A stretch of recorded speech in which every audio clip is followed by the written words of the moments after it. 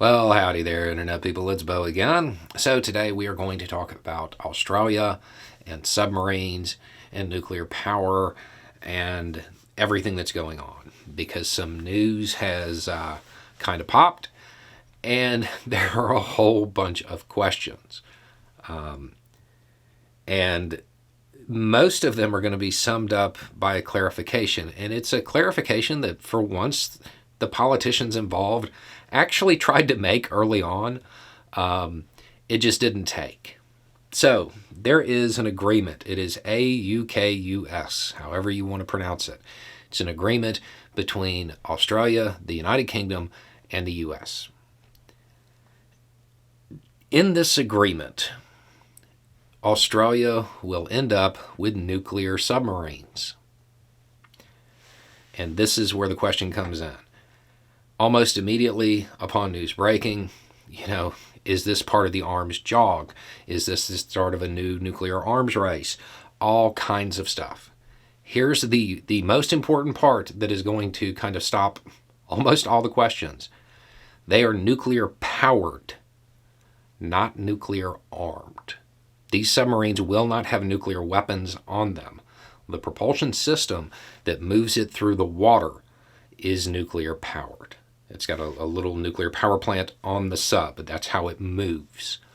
They're not for launching nuclear missiles. So, is it part of a new nuclear arms race? No, definitely not. That is not what it is in any way, shape, or form. Is it part of the arms jog? I mean, kinda, but not really. This is something that has been in the works a really long time before tensions really began to flare. And it's not a massive shift. It's not something that the Chinese are going to look at and just lose it over. Nuclear-powered submarines, they're quieter, they're stealthier.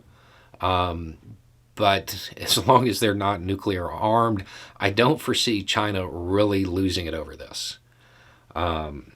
This is the Australian government obtaining somewhere between 3 and 5 nuclear-powered subs. That's kind of it. They'll get training and assistance from both the U.S. and the British.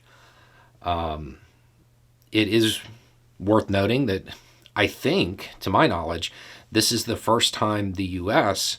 has ever shared any of its nuclear propulsion technology. So that's unique. That's kind of the bigger news, really.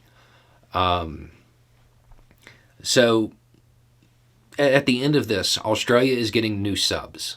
That's really the way it should be framed.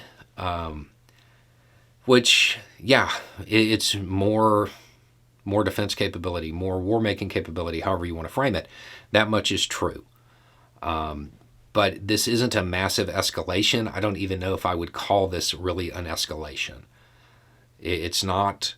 This is not a strategic submarine. They're not nuclear armed.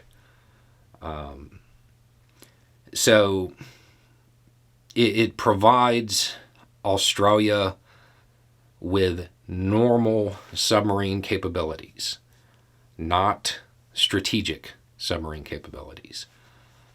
That's kind of it. It's not as big of news as it might be, as it might sound. Obviously we'll have to wait and see how China responds, but I don't foresee this being something that they're really gonna care too much about. So, anyway, it's just a thought. Y'all have a good day.